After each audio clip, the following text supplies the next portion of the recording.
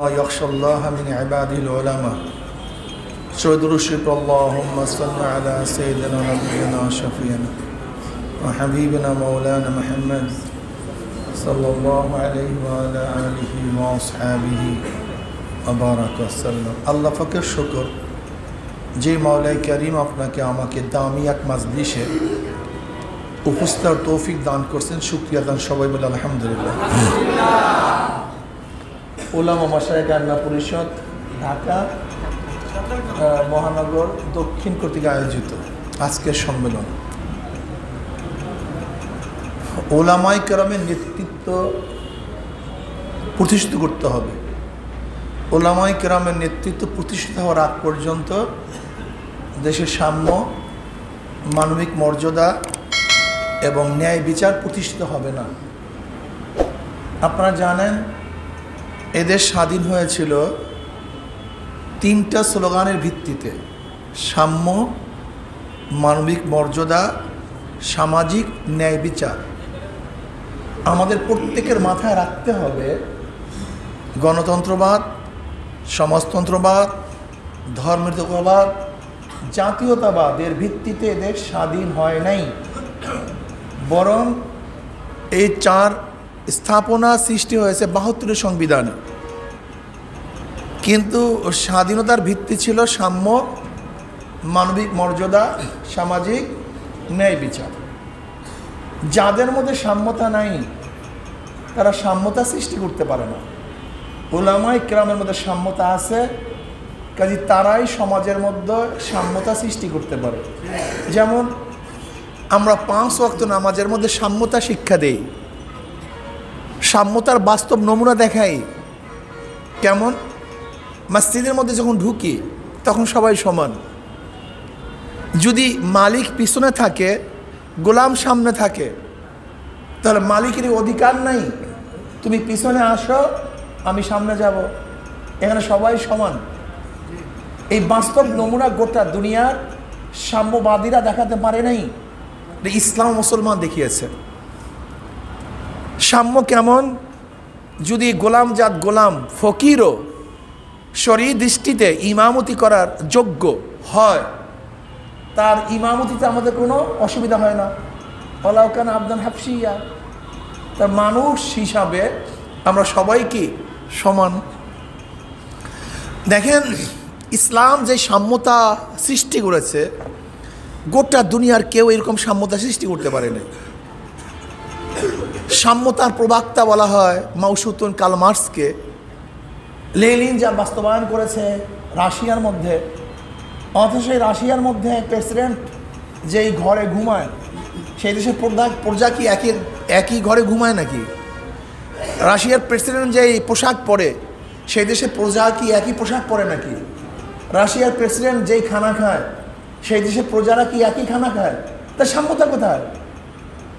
বলে সাম্য, সবাই সমান, দুনিয়ার মজদুর এক হও, সবার অধিকার সমান। অথচ জনাব মুহাম্মদ রাসূলুল্লাহি সাল্লাল্লাহু আলাইহি ওয়াসাল্লামের ঘর এবং তার উম্মতের ঘর সম ছিল, বরং তার উম্মতের ঘর আরও ভালো ছিল, তার ঘর আরও খারাপ ছিল। নবী আলাইহিস সালাতু ওয়াস সালাম পোশাক তার উম্মতের পোশাক একই ছিল, আর তার চেয়ে অনেক সময় দেখা যায় তার উম্মতের পোশাক আরও ভালো ছিল। নবী আলাইহিস সালাতু ওয়াস সালাম যে খানা খেতেন, একই সাথে তার প্রজারা এবং তার উম্মতেরা একই দস্তারখানে খানা খেতেন, একই খানা খেতেন। এর নাম সাম্যতা। কাজী সাম্যতার বাস্তব প্রতীক হলো মুসলমান এবং ইসলাম।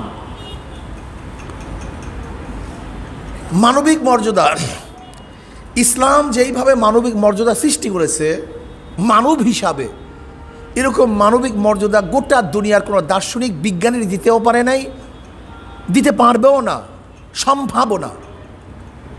ছোট্ট উদাহরণ দেব।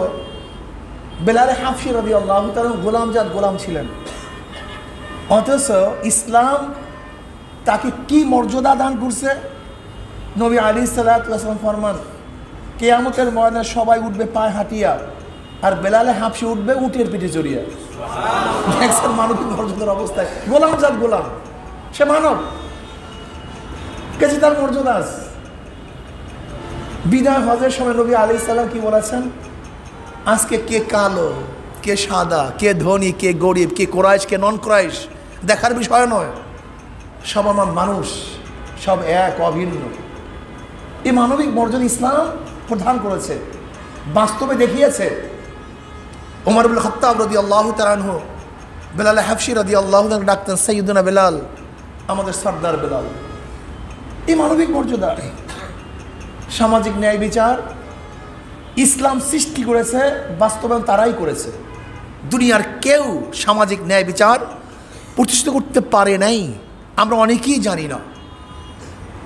বুখারীর মধ্যে রওয়ায়াত দেখছেন, নবী আলাইহিস সালাতু ওয়াস সালাম কি বলেছেন, আমার কন্যা ফাতেমাও যদি চুরি করে আমি তার হাত কেটে দেব।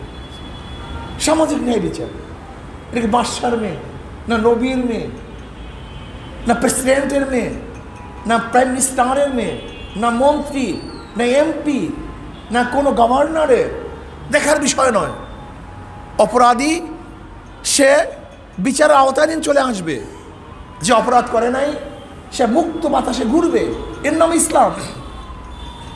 আসলে ইসলাম আমরা বুঝিও নাই, বুঝাতেও পারি নাই, না নিজে বুঝছি না বুঝাতে পারছি।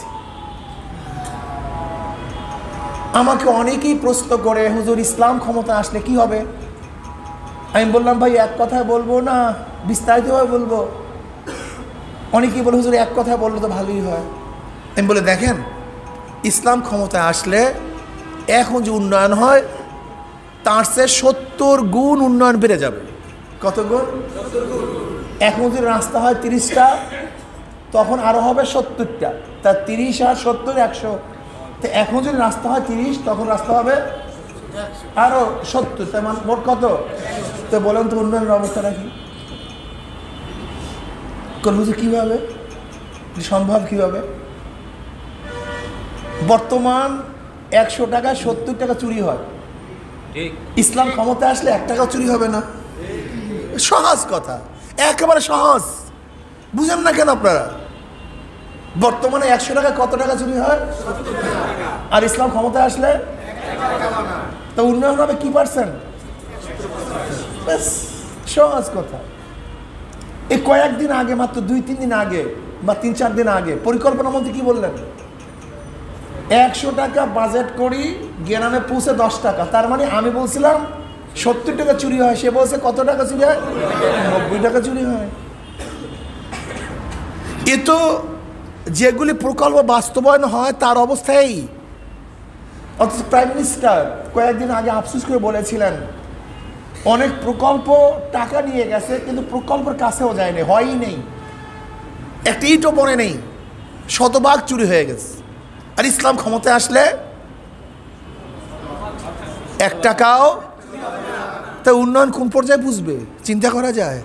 আমরা বুঝিই না, আমরা বুঝিই না ইসলাম ক্ষমতা আসলে কি হবে, জানিই না, বুঝতেই পারি না। আমরা সব সময় মনে করি যে ইসলাম মানি মাটির নিচের কথা বলবে, মাটির উপরের কথা বলবে না। এটা ভুল সিদ্ধান্ত। ইসলাম তো মাটির উপরের কথা বলার জন্য আসছে, মাটির নিচের কথা বলার জন্য আসছে। এর জন্য আমি ওলামায়ে কেরামকে বলবো, ওলামায়ে কেরাম সরদার দো আলম আলাইহিস সালাতু ওয়াস সালামের জীবনী পড়া উচিত, বোঝা উচিত, বাস্তবায়ন করা উচিত। শুধু পড়ছি জানছি কিন্তু বাস্তবায়ন করি নাই, করার চিন্তাও করি নাই। আমরা পড়ছি বিচার বিভাগ, লেকিন ওলামায়ে কেরাম বিচার করবে এই চিন্তা মাথার মধ্যে কোনোদিন আসে নাই। আমরা পড়ছি কিতাবুল বুয়ু, কিন্তু অর্থনৈতিক ক্ষেত্রে ওলামায়ে কেরাম ভূমিকা রাখবে এই চিন্তাও কোনোদিন করি নাই। আমরা কাজা তো পড়ছি, লেকিন সুপ্রিম কোর্ট, হাইকোর্টে বিচারপতি আমরা হব এটা মাথায় আসে নাই। আমরা প্রশাসনের কি কাজ হাদিসের মধ্যে, ফিকার মধ্যে পড়ছি, পড়াইতেছি, কিন্তু আমি প্রাইম মিনিস্টার হব, প্রেসিডেন্ট হব এই চিন্তা আমার মাথার মধ্যে কোনোদিন আসে নাই। আমি পড়ছি গভর্নরদের কাজটা কি, লেকিন আমি নিজে গভর্নর হব এটা মাথার মধ্যে কোনোদিন ঢুকেই নাই। কারণটা কি? এর কারণ হলো ব্রিটিশ আপনার আমার মাথার মধ্যে ঢুকাইছে এই কাজ তোমার না, এই কাজ নাস্তিকদের, এই কাজ আমেরিকার, এই কাজ রাশিয়ার, এই কাজ চীনের, আর তোমাদের কাজ হলো মসজিদে মাদ্রাসায় থাকবা আর সমাজের নেতৃত্ব প্রদান করবে চীনাওয়ালারা, আমেরিকাওয়ালারা, ভারতওয়ালারা, রাশিয়াওয়ালারা, আর মদিনাওয়ালারা তার গোলামি করবে। এটা মাথার মধ্যে ঢুকাইছে। আজকে একজন ওয়ার্ড কমিশনার, ওয়ার্ডের প্রধান, একজন ইউনিয়নের চেয়ারম্যান, ওই ইউনিয়নের প্রধান, একজন মেয়র, ওই সিটির প্রধান, একজন এমপি তার কনস্টিটিউশনের মধ্যে প্রধান, একজন প্রাইম মিনিস্টার দেশের প্রধান, অথচ আমার ওয়ার্ডের ফাঁসেক নেতৃত্ব দিবে আর আমি তাকিয়ে তাকিয়ে দেখব, এটা ঠিক হবে না। এই জন্য ওলামায়ে কেরামকে বলবো, আসুন মসজিদও আপনার নেতৃত্ব দেন, মসজিদের বাহিরে আপনাকেই নেতৃত্ব দিতে হবে। আমার নবী আলাইহিস সালাতু ওয়াস সালাম যেরকম মসজিদের ইমাম ছিলেন, মসজিদের বাহিরে তিনি ইমাম ছিলেন, আমাকেও মসজিদের ইমাম হতে হবে, ওই মসজিদের বাহিরে ইমাম আমাকেই হতে হবে। কাজে আল্লাহ আমাকে এবং আমাদের সবাইকে এই কাজগুলি করার তৌফিক দান করেন।